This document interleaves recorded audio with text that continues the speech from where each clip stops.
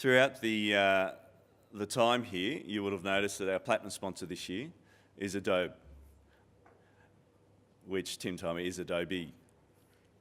I just thought I'd make that clear because probably half the audience might say it the wrong way. I'd like to introduce Dr. Tim Kitchen, who has over 20 years' experience in schools, in education, and is now the Senior Education Consultant for Adobe Australia. So, Dr. Tim, I'd like to invite you to the podium to welcome the delegates to the conference. Thank you, Tim. Thank you, Graham. Well, it's terrific. It's great to be here, and it's a real privilege, actually, to be the platinum sponsor for this event. This is the first time that I've been involved in this particular event, and after 23 years in the classroom as a school teacher in Melbourne at 3 different independent schools, it's been an amazing journey to work for a company like Adobe and literally travel around Asia Pacific and do engagements like this all over Asia Pacific and around the world. Big events like this, bigger events than this, but also smaller events, and working with school students at schools and bringing them into the Adobe office in Sydney, bringing them into the Adobe office in Melbourne, just to get a taste of what it's like to work in an industry like the IT industry.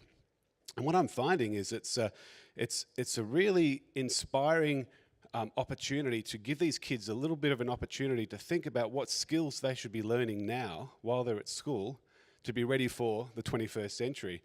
And we're finding that skills like communication, collaboration, basic IT skills, and I encourage the kids to think about not just watching television, but making television.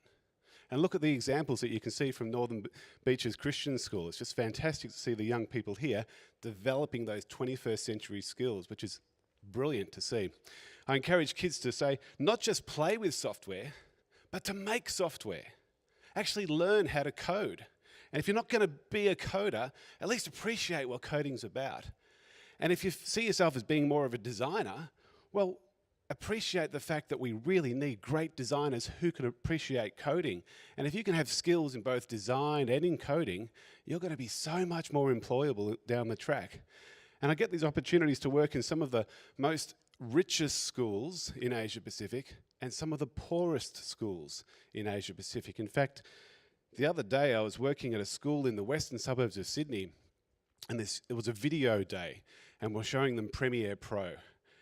And I also gave them a little taste of Adobe After Effects as well. And this one young boy, he just shone. He just went to it, and he seemed to be able to develop skills in After Effects that I don't think I could ever do. And he was able to do that in just a few hours. And afterwards, he came up to me and said, "Dr. Tim, this is what I want to do for the rest of my life." And the teacher that I was with, I said, "Well, that's amazing." That sort of blew me away. And the teacher I was with almost started tearing up. And I asked, "Well, what's the story there?" And he said, "Well, this young boy, he's been in the welfare system, his family, for about 3 generations. He's pretty much close to having to leave school to when he can get onto the dole and actually continue on with his the welfare cycle in his family. But what we found is this young boy has some skills, and hopefully with those skills in digital media, he'll be able to break out of that cycle." And that was incredible to hear that story. His grandmother looks after him because his parents, or one's in jail and one we don't know where he is. To have that experience after working in some pretty exclusive schools in Melbourne for 20 years, it's just incredible to see the impact that digital technologies is having. I first started teaching in 1991, and it was exactly the same year that Seymour Papert, and hopefully you've heard of that man, who's the godfather of ICT in education. It was when he started working with a one-to-one program here in Australia for the first time in the whole world.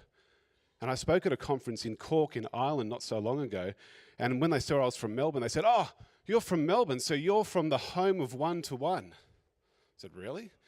And we're kind of known around the world in Australia as being really the technology leaders in the world in education. Now, Seymour Papert was looking for a school to trial his concept of one-to-one computing.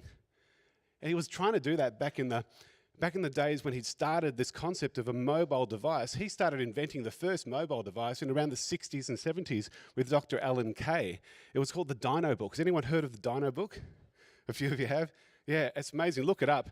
And it's incredible. They were developing this one-to-one device for education. And it was back in the 60s and 70s. And it wasn't obviously until the 90s he was able to find a school. And he was looking everywhere in the world.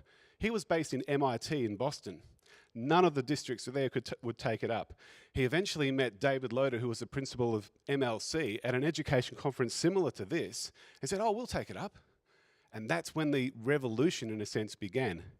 Now, back in 1980, Seymour Papert said this: we have no idea what computers are going to be like in 10, 20, 30 years' time.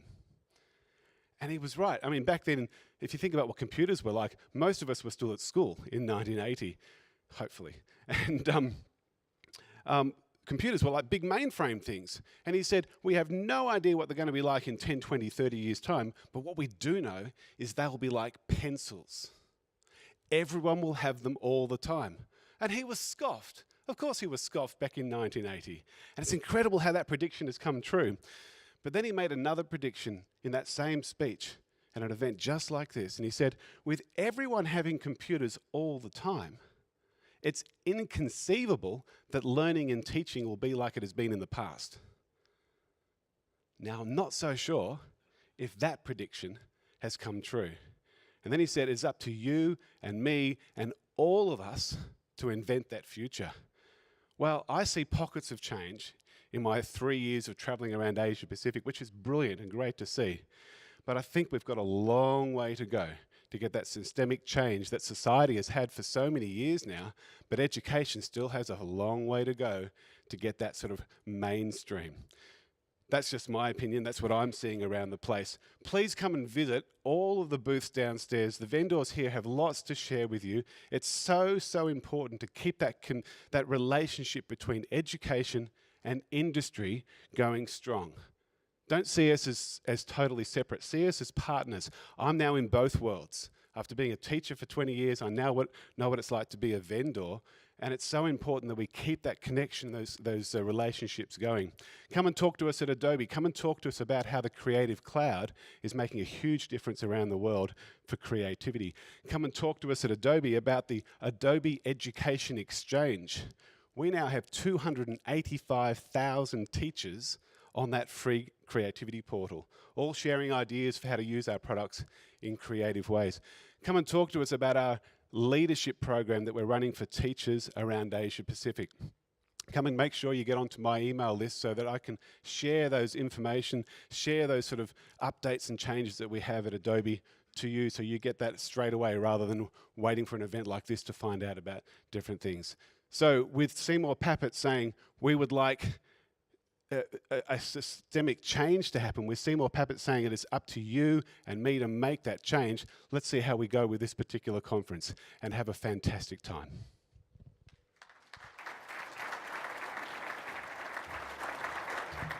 Thanks, Tim.